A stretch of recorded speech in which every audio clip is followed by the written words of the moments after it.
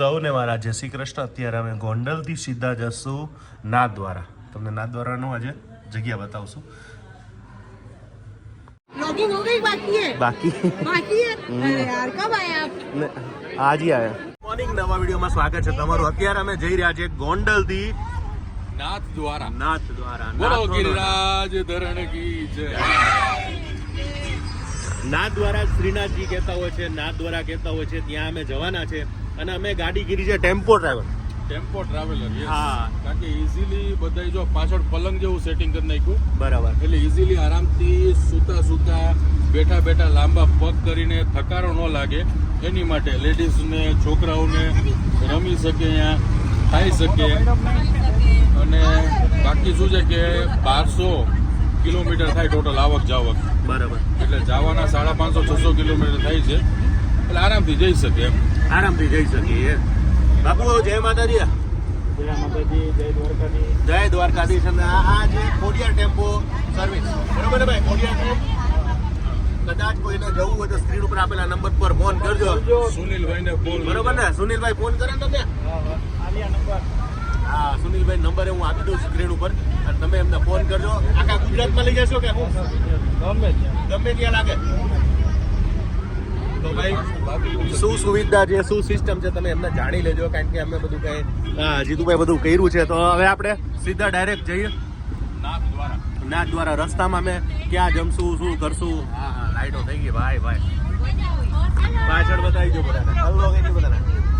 જો આરામથી બધા લગભગ 5-6 જણા આરામથી સુઈ જાય પાછળ. પલંગ જેવું સેટિંગ કરી નાખ્યું છે. कैसा लग रहा है? मस्त लग रहा है ऐसे ही तो जाते हैं हम लोग ऐसे ही जाते हो. હું તો આપણે કોઈ બી ગુજરાતી જતા હોય એટલે ખાવા પીવાનું ફ્રૂટ અને બધું હોય જ. અને એમાં સ્પેશિયલી આપણે થેપલા ને એવું તો હોય જ. ફ્રૂટ છે, ચિપ્સ છે, કાંઈ ઘટે નહીં. કાંઈ ન કમલેશભાઈ તમે ભેગા હો એટલે કાંઈ ઘટે નહીં. હવે આપણે સીધા જઈશું અને રસ્તામાં ક્યાં ઊભા રહીશું, ક્યાં હોલ્ડ કરશું એ હવે નક્કી કરીએ આપણે પછી. હજી તો સ્ટાર્ટ થયા છે ગોઠવથી. આપણે કઈ જગ્યા છે? રૂટ કઈ જગ્યાનો? નાથદ્વારાનો એમ નહીં, રૂટ કઈ જગ્યા? હિંમતનગર, શામળાજી, રતનપુર બોર્ડર, ઉદયપુર, બરાબર. ઉદયપુરથી 50 કિલોમીટર થાય. એટલે મેં કીધું કયા રૂટથી જવું છે, કારણ કે એ ખબર પડે ને. કારણ કે મહેસાણાના રૂટે નીકળવાના છો કે પછી હિંમતનગર વાળા રૂટે નીકળવાના, કારણ કે 2-3 રસ્તા પડે છે. આપણે મહેસાણાનો રૂટ આવે વચ્ચે. આપણે ઓલા રૂની રેસ્ટોરન્ટ થતા જાય. બંધ થઈ જાય ને આપણે. હા, રેસ્ટોરન્ટ બંધ થઈ જાય. રેસ્ટોરન્ટ બંધ થઈ જાય. અત્યારે જો હોનેસ્ટની અંદર આવો ત્યારે ખરેખર તો પાઉંભાજી જ ખાવાની નહીં. અને અમારા બાપુ કઢીને ખીચડી, શાક અને આ બાજુ પાપડ. હજુ આમની પાઉંભાજી આવે છે અને ઓલી બાજુ ત્યાં બેઠા છે. અમે આ બાજુ બેસી ગયા, જ્યાં જગ્યા મળી ત્યાં બેસી ગયા. હવે જમીન સીધા નીકળીએ. અમારી આરટીઓ ટેક્સ જે ઓનલાઈન ભરવાનું હોય, રાજસ્થાનમાં આવો તો 5,000 રૂપિયા ભરવાના પૂરા ટુરિસ્ટને. 4,900. હે મને નથી, એટલે મને નહોતી ખબર. એટલે આવી રીતના ટેક્સ લાગે પાછો. મેં કીધું આટલો ટોલ ટેક્સ લાગે એ જોઈએ. તમારી પાસે આવી રીતે વેન હોય ટેમ્પો ટ્રાવેલર જેવી, એટલે તમારે અહીંયા ટેક્સ આપવો પડે. પ્રાઇવેટ ગાડી નથી હોતી ને. પ્રાઇવેટ ગાડી આ તો આપણી ગણતરી નો હોય ને. મેં ઈ જ કીધું આ ભાઈને, મારા આટલું સ્પષ્ટીકરણ તો કરવી જોઈએ ને એમાં. ઝટકા લગા કે ટોલ ટેક્સ ખાલી હોય તમારું. હાલો હવે 5,000 ટેક્સ. 5,000 पहली बार भरा नहीं तो हमारे टोल टैक्स वो रोड टैक्स तो देना ही है. नहीं भरते हम लोग, कभी भी नहीं भरते. वो वो गाड़ी में नहीं, ये पर यही गाड़ी करके आते हैं हम फ्रेंड्स के साथ या फैमिली के साथ, ऐसे ही करके आते हैं. ये लोकल સુધીમાં હોય. આગળ જાઓ ને એટલે થાય.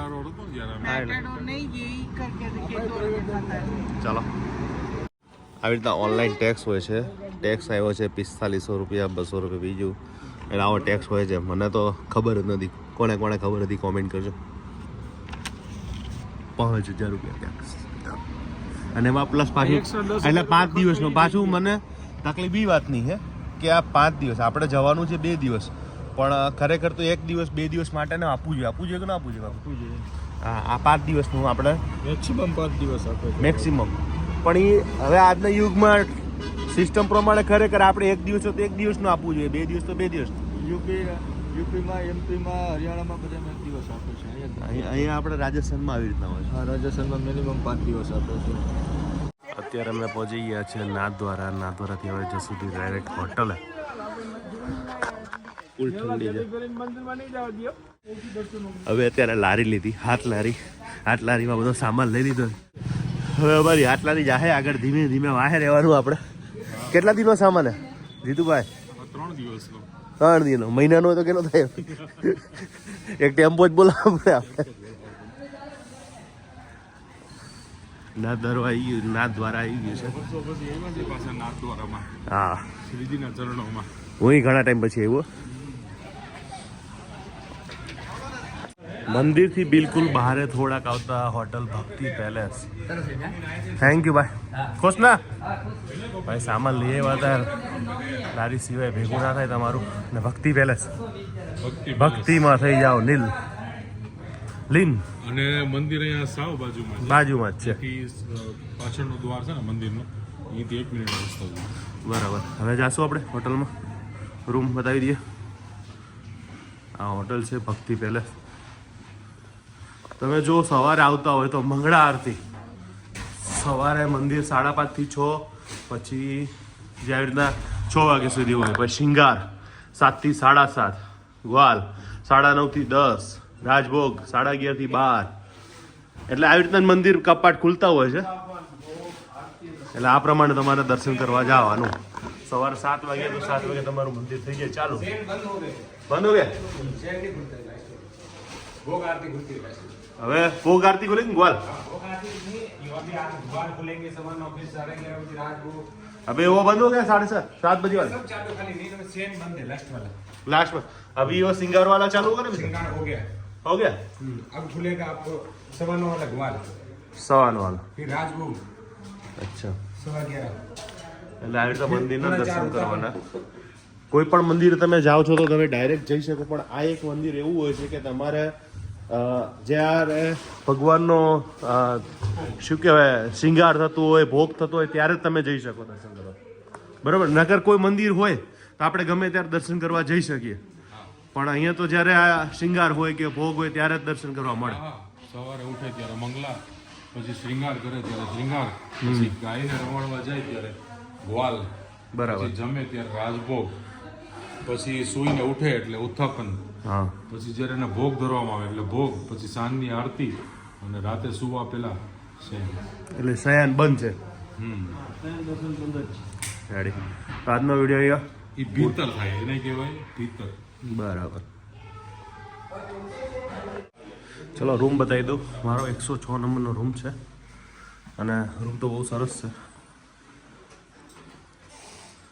જૂનવાણી આપણું એસીની જરૂર નહીં પડે અત્યારે અને આવો રૂમ છે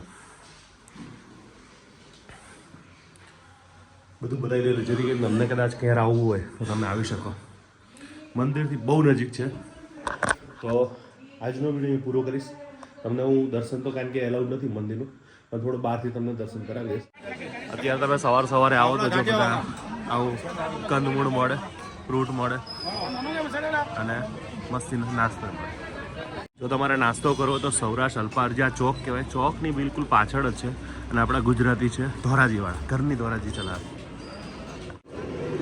સવારે જો નાસ્તો કરવો હોય તો તમારે અહીંયા ગાંઠિયા પાપડા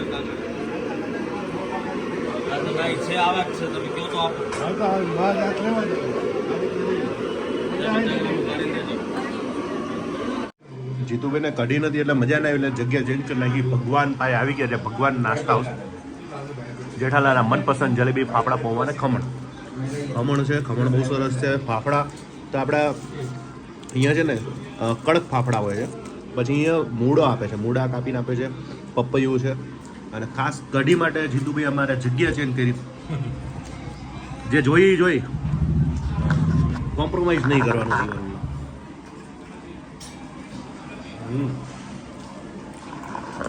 પૌવા ચા ખમણ બહુ સરસ છે અને પૌવા તો વાત જ પૂછવામાં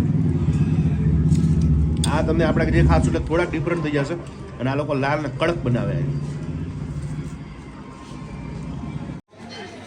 અત્યારે અહીંયા આગળ ઠંડાઈ બની રહી છે અને આજે ભાંગ વગરની પીવી છે મારે. દર્શન થઈ ગયા તમારા? સવારે કયા દર્શન થયા તમારા? મંગળા દર્શન. બરાબર. મેં એવું એમડું કે નાયા ધોયા વગર દર્શન કરતા હોય, સાચી વાત છે? નકર ઘણા લોકો હા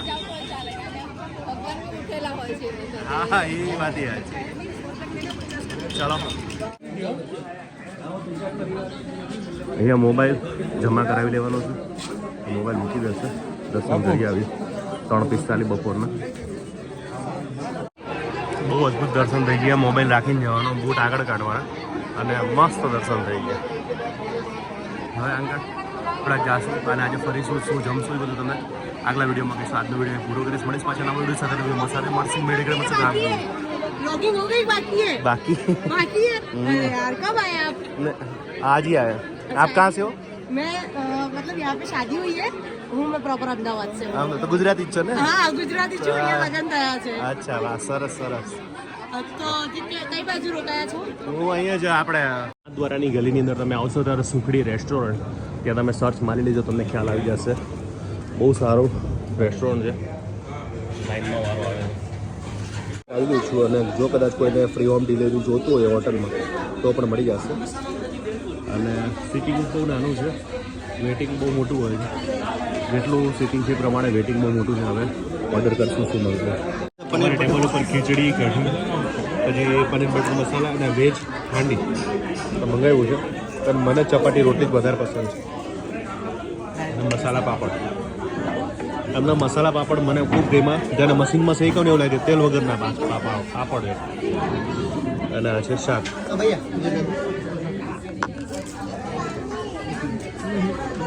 નાથ દ્વારામાં આવો તો સુખડી રેસ્ટોરન્ટમાં જમવાનું ભૂલતા ને, બહુ સરસ છે. મને જુનાગઢથી મયુરભાઈનો મેસેજ હતો કે કમલેશભાઈ ત્યાં જમવા જજો, રિયલમાં બહુ મસ્ત. મયુરભાઈ થેન્ક યુ. અને બધા ખુશ થઈ ગયા અને બધી વસ્તુ મળે છે એટલે તમે ખાસ પહોંચી જ જાજો.